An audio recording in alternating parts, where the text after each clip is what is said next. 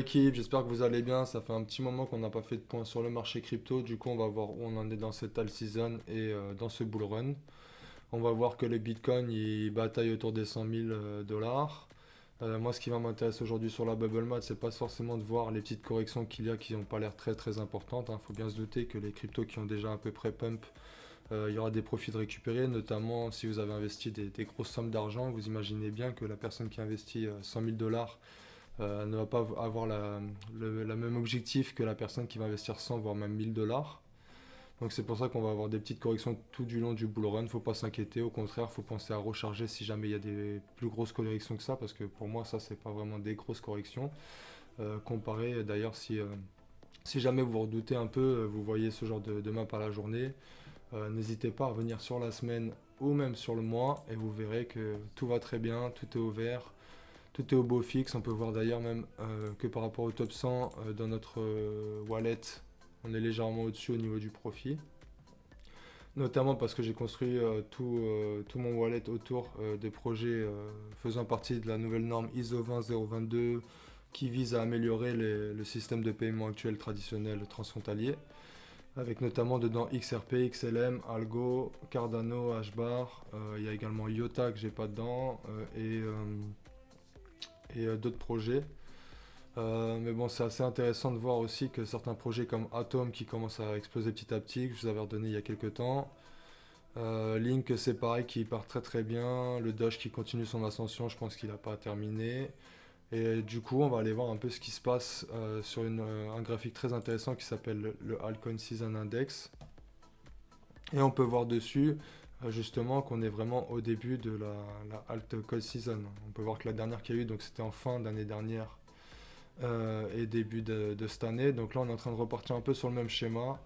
Donc avoir une fin d'année, pourquoi pas, plutôt explosive, avec un début de all season, qui bien sûr devrait perdurer un peu plus longtemps, hein. Vous voyez que lors du dernier bull run, ça fait plusieurs pics, hein. Ça faut venir rechercher un premier pic, il y a eu des profits, et puis c'est reparti à la hausse. Donc là, vous inquiétez pas. Oups. Pour ceux qui ne sont pas encore dessus, on est vraiment au commencement de la alcool season. Si vous n'avez pas encore rechargé, c'est peut-être le moment de se pencher sur la question. Et pourquoi pas de regarder un peu, de faire vos recherches pour les cryptos sur lesquels vous souhaitez investir. Au niveau des graphiques, donc je vous avais dit qu'il y avait plusieurs paramètres à prendre en compte, notamment sur la dominance du BTC. Donc sur la dominance du BTC, moi ce que j'attends surtout c'est une cassure, donc cette oblique haussière, qui signifierait donc le début vraiment de la altcoin season. En plus petite time frame, parce que j'avais tracé du coup ceci, nous avons pu voir donc il y avait un AB égale CD, où également on peut voir un double top qui s'est formé avec une résistance qui s'est faite là-dessus. Donc la dominance du BTC qui continue de diminuer. Donc moi ce qui va être intéressant c'est quand on va voir qu'on va s'approcher des 57%, on devrait voir des cryptos exploser assez rapidement. On peut voir d'ailleurs que le BTC, lui, il est toujours sur cette zone, hein. Voilà, il a vraiment frôlé les 100K, les 5000 K. Donc je pense que psychologiquement les gens ont préféré ressortir avant, sachant qu'il y avait énormément d'ordres de vente juste au-dessus.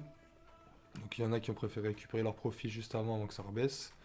Mais pour moi c'est pas terminé, hein, parce que si on prend, alors là je vais élargir un petit peu le graphique, mais si on prend donc ce tracé-là qui correspond au final à la hausse qui pourrait y avoir suite au dernier bullish flag, euh, on peut voir qu'on pourra atteindre facilement les 100 à 1000K et encore mieux si on prend du coup la hausse, enfin pardon, l'axe de la dernière tasse séance qui s'est formée, l'énorme tasse séance. On peut voir qu'on peut atteindre même des prix jusqu'à avoisinant les 120 000 dollars. Donc pour moi c'est pas terminé, de toute façon. Au niveau des bull run, on peut voir également la dernière fois que ça s'est passé, donc ça avait cassé ce dernier plus haut, le dernier atterrage du bull run et du cycle de 2017. On peut voir que ça s'était rappuyé dessus, que ça avait bien pumpé et que derrière il y avait quand même eu plusieurs corrections avant de vraiment atteindre l'ATH. Donc là on n'a pas eu de réelle correction, on va dire, depuis l'élection de Trump.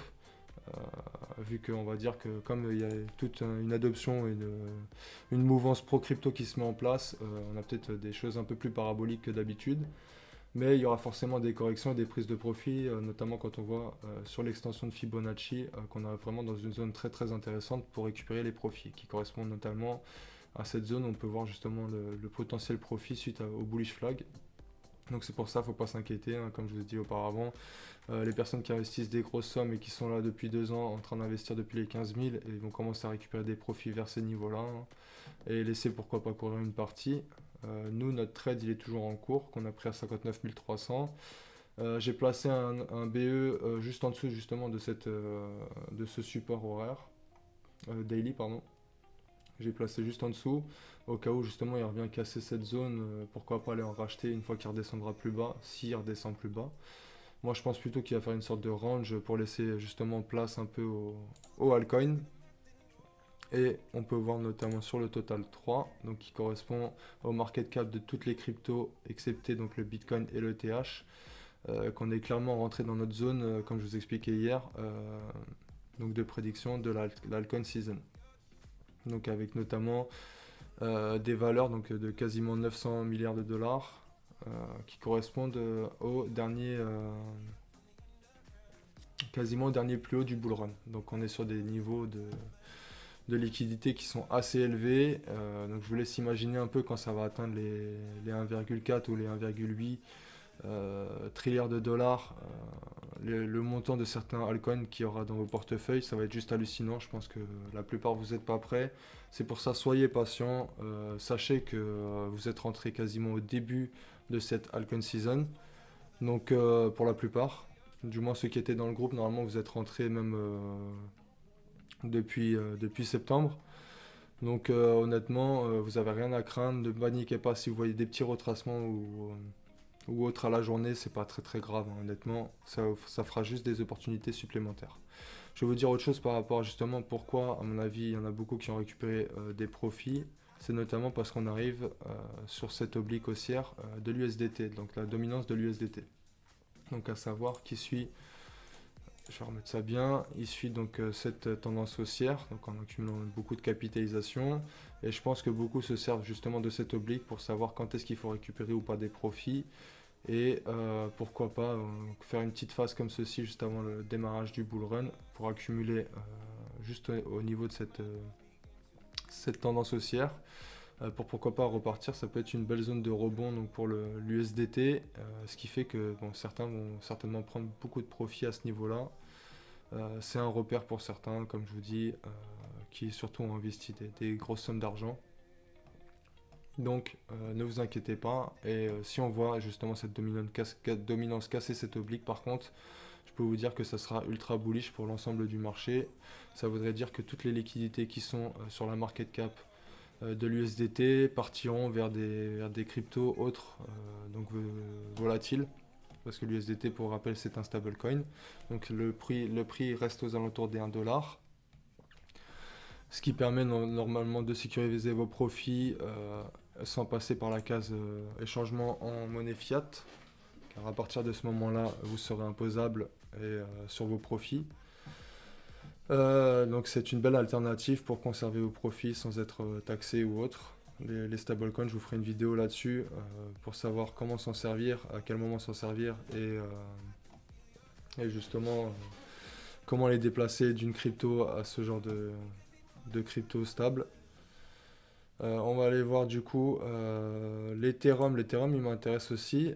La seule chose qui manque pour moi, donc l'Ethereum qui a quand même bien pumpé, on peut voir que dès que le Bitcoin relâche un peu de liquidité, on peut voir que ça a été injecté quasiment aussitôt sur l'Ethereum, ce qui est assez intéressant, hein. Comme vous savez, lors des cycles précédents, on a vu l'Ethereum exploser avant le reste des altcoins, qui sert un peu de moteur justement à tout ce qui est altcoin. Et il explose à la suite normalement du BTC. Moi ce qui va me manquer un peu, c'est justement ce croisement comme on a eu précédemment sur le Bitcoin. Donc pour rappel ici on avait eu ce croisement entre la moyenne mobile 200 qu'on voit ici en jaune et cette moyenne mobile 50. Donc qui est un signal qu'on appelle le Golden Cross et qui est très très haussier. On a pu le voir, je vous l'avais montré lors de la précédente vidéo. À chaque fois on a eu de très très belles hausses suite à ça. Là ça a recommencé, hein. Je vous avais dit que là c'était le moment d'acheter du BTC si vous souhaitez que ça allait partir, en tout cas du moins que le signal, une fois confirmé en journalier, il pouvait être pris comme un signal d'achat. Ça va pas tromper derrière. Du coup, ce que je vais attendre sur le TH pour vraiment confirmer cette belle hausse, ce début de belle hausse, C'est non seulement, bon, ce qui est un premier bon signe, c'est qu'il est cassé cette moyenne mobile 200 à la hausse et qu'il il va venir s'en servir plutôt comme un support, on dirait. Il réagit plutôt dessus. Mais on va attendre du coup ce croisement aussi entre moyenne mobile 50 et moyenne mobile 200 qui doit arriver dans les prochains jours. Pour justement vraiment confirmer ce biais haussier et repartir de plus belle, hein, pour pourquoi pas aller taper de nouveaux ATH avec l'Ethereum. Et derrière, bah, tous ces profits qui seront générés grâce à l'ETH basculeront normalement sur les altcoins. Altcoins où on a beaucoup plus de crypto actuellement qu'avant. Donc forcément les liquidités sont dispatchées un peu différemment. On a également les mêmes coins qui prennent un peu de place, je trouve.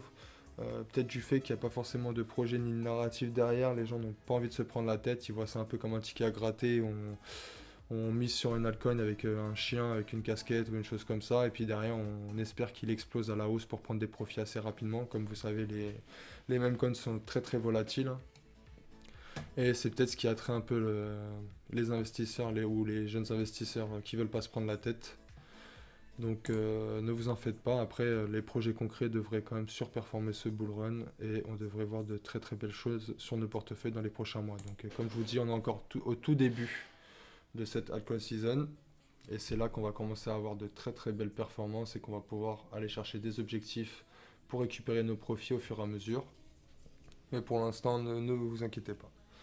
Rester stable, rester costaud. On n'a pas attendu, comme j'expliquais hier à un collègue, on n'a pas attendu 6 mois à voir le BTC en train de baisser, de baisser, de baisser, de corriger avant d'exploser pour partir au final au bout de 2 semaines et d'attendre qu'il y ait juste 20% sur certaines cryptos pour récupérer des profits. L'idéal, c'est voilà, c'est maintenant partir sur du moyen long terme et de se dire qu'on va récupérer tout au long de l'année de 2025 ou même d'ici peut-être fin d'année si on voit certaines cryptos qui explosent très très bien à la hausse. Pour récupérer nos profits au fur et à mesure du bull run et du coup les convertir en stablecoin pour pourquoi pas les réinjecter sur d'autres cryptos ou même sécuriser nos profits tout simplement, histoire de faire grossir nos profits, d'en garder une bonne partie de côté au cas où le marché il repart à l'inverse. Au niveau des cryptos, donc on a eu ADA, donc Cardano, qui a très très bien performé suite à l'élection de Donald Trump, hein. Comme vous savez, son CEO, donc qui collabore, en tout cas qui est en pourparlers avec Donald Trump pour avoir un rôle important au sein du gouvernement. Donc forcément la news est assez bullish et on peut voir la réaction directe. Moi je vous avais dit lors de la dernière vidéo, il me semble, on était vers les 33 centimes. 39 centimes où il avait déjà pump, c'était peut-être la vidéo précédente, je sais plus. Mais je vous ai dit que ces 33 centimes, c'était une très très belle opportunité d'achat. Donc j'espère que vous avez pu rentrer dedans et que derrière vous faites des profits également avec nous. Au niveau de l'algo c'est pareil. Donc algo qui tente de passer cette première zone de résistance en daily. Donc on va voir s'il vient la passer. En tout cas, ici, on peut voir qu'on peut avoir une potentielle zone de rechargement.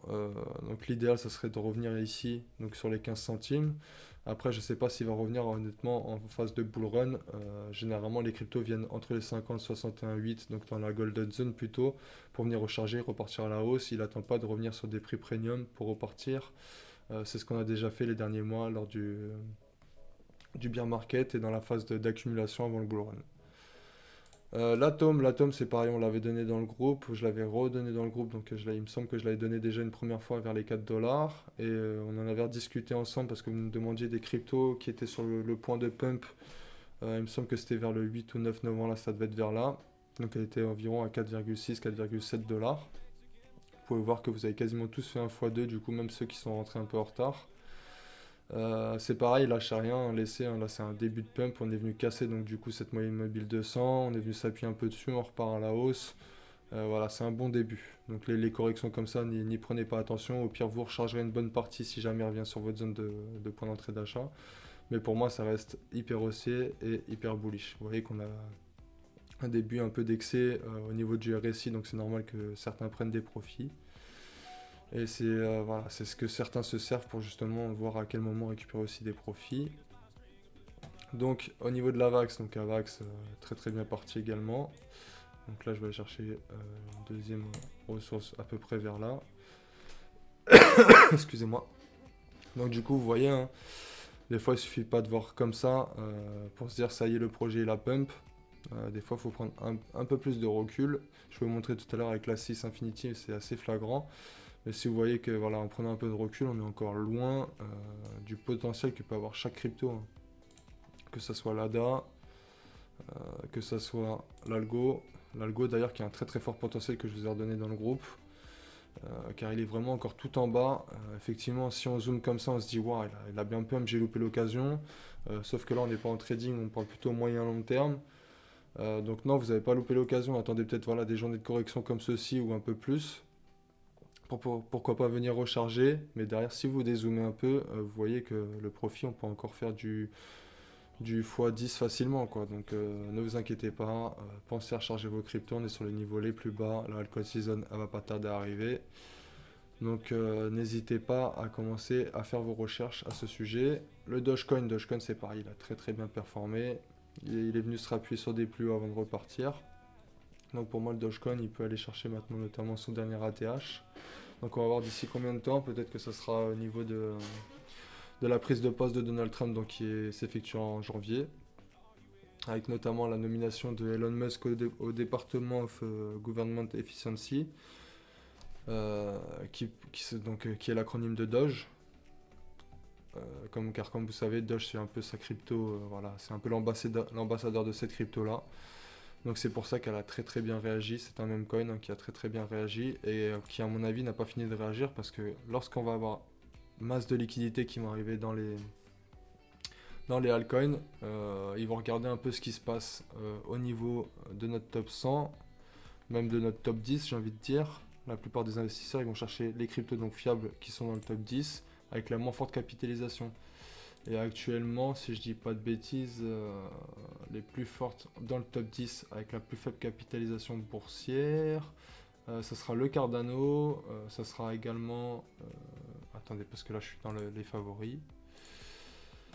Donc on retrouvera le Dogecoin qui est à 60 milliards, on retrouvera donc l'USDC, donc là ça maintenant c'est un stablecoin, donc normalement lorsque les liquidités, ça va être un peu comme l'USDT, vont être injectées sur le marché, ce ne sera pas sur un autre stablecoin, hein. C'est pas un jeton qui avoisine les 1$ sur lequel on va investir. Vous voyez qu'à l'année, vous faites du moins 0,03%, hein, pour vous dire c'est stable, hein. Même l'USDT, il a même pris un petit peu de profit dans l'année. Mais en gros, voilà, donc ils vont chercher des cryptos qui sont dans le top 10 et qui ont des faibles capitalisations boursières pour justement essayer de les faire pump un maximum. Vous verrez que, à mon avis, le classement, le top 100 là qu'on voit là, sera pas le même à la fin de 2025. Il y a des choses qui vont beaucoup bouger, tu as des nouveaux projets qui devraient arriver également. Donc il ne faut pas encore se fier à ça, mais en tout cas les premiers investisseurs qui vont investir dans le top 10, ils vont investir dans les projets donc à plus faible capitalisation ou qui ont des beaux projets un peu comme Cardano pour essayer de les faire pump un peu plus. Et on verra ce que ça donne justement pour le Dogecoin. Je pense qu'il se place dans les favoris pour justement les gros investissements de départ et pourquoi pas qu'il pourra aller monter un peu au niveau des positions. On verra ça dans les prochaines semaines, dans les prochains mois. Pareil, hein, ne vous inquiétez pas, l'Ethereum il met un peu de temps. J'en ai vu certains qui m'ont dit ouais c'est normal que l'Ethereum mette un peu de temps à démarrer. Si on compare par rapport au précédent cycle, il avait attendu janvier pour vraiment s'envoler à la hausse. Donc là on est dans le timing les gars, on n'est même pas en décembre. Et on commence déjà un peu cette hausse, donc on est complètement dans le timing. D'ailleurs je vais pouvoir remettre ceci un peu à jour parce qu'on est venu taper le TP1 juste ici, donc suite au trade qu'on avait pris dans le groupe récemment. Et je vais mettre, vous allez voir qu'on est passé vraiment à un cheveu du TP2, pas d'inquiétude, c'est vrai qu'on aurait pu placer notre... mince. On aurait pu placer notre TP2 avec quelques pips en moins histoire d'être sûr, parce que généralement comme c'est des chiffres ronds, ça fait des offices de paliers psychologiques, donc les gens récupèrent légèrement avant ces paliers psychologiques. En plus ça correspond, je vous avais dit, donc à cette zone de résistance daily. Et vous pouvez voir qu'on a vraiment frôlé le TP, hein. Moi en tout cas je ne l'ai pas touché, je ne sais pas si vous avec votre spread vous avez pu l'avoir. Moi je crois que je suis passé à 2-3 pips de le toucher, mais je m'inquiète pas, hein.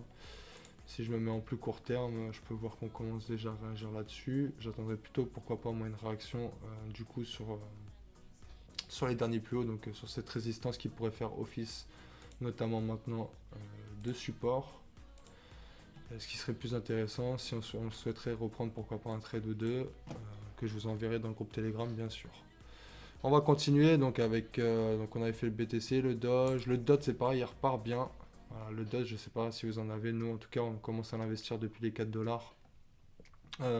Ça se passe très bien pour l'instant, donc là on est sur un beau x2, même x3 on a fait cette nuit, quasiment. On peut voir que là il est en train de corriger, c'est normal, hein, il peut pas, comme je vous ai dit, ça peut pas grimper éternellement sans que certains prennent des profits, sachant que ça fait plusieurs mois que certains attendent avec des grosses sommes peut-être d'argent sur leur compte ou sur leur plateforme de crypto-monnaie. Donc c'est sûr qu'au bout d'un moment, il y en a qui vont récupérer, sachant que de ce que je vois, on arrive sur d'anciens plus hauts, voilà ces plus hauts là, donc qui étaient en mars 2024. Donc forcément on a une petite réaction, moi je m'inquiète pas trop, une fois qu'on aura cassé cette zone de résistance là, après il n'y aura plus rien qui va nous arrêter pour aller chercher donc les 20-23 dollars à peu près. Donc Polkadot qui est toujours intéressant, comme vous pouvez voir on est encore sur des niveaux assez bas. Effectivement, si vous commencez à le prendre maintenant, bah, vous perdez un peu de temps par rapport à celui qui est venu investir, comme moi, juste avant les élections, remettre une petite pièce sur le Polkadot. Donc vous perdez un peu de profit, mais bon, vous êtes toujours loin de ce qu'on peut espérer au maximum. Donc ne vous en faites pas. Le Didix, c'est pareil, on l'avait redonné dans le groupe, je l'avais rajouté au portefeuille il y a quelques semaines.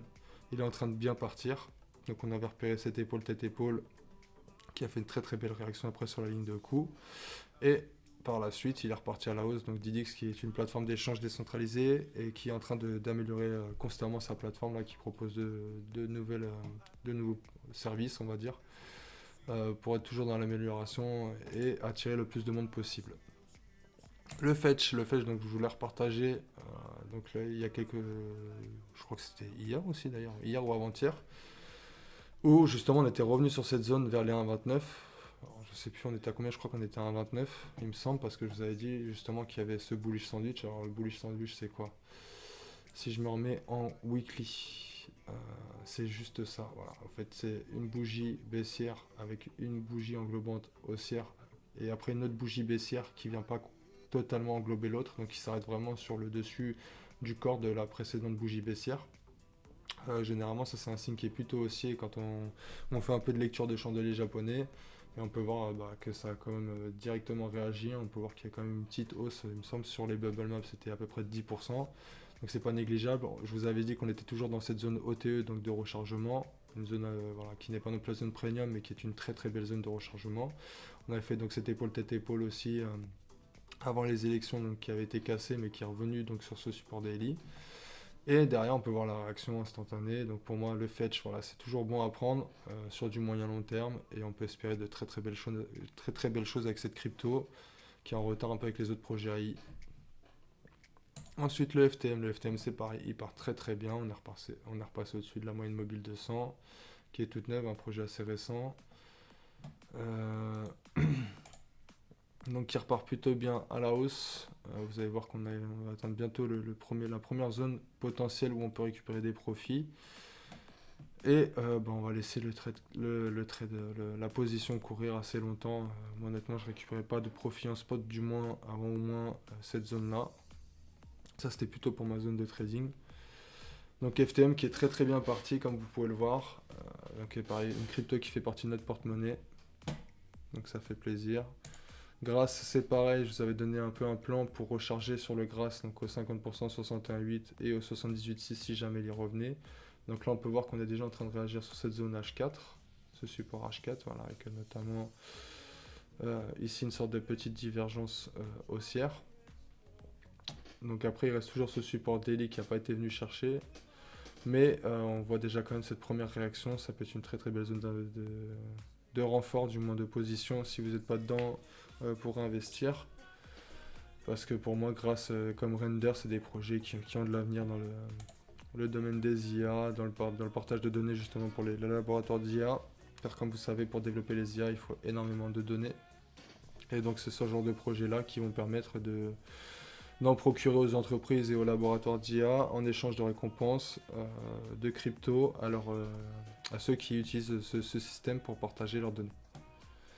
Injective, c'est pareil, très très bien parti.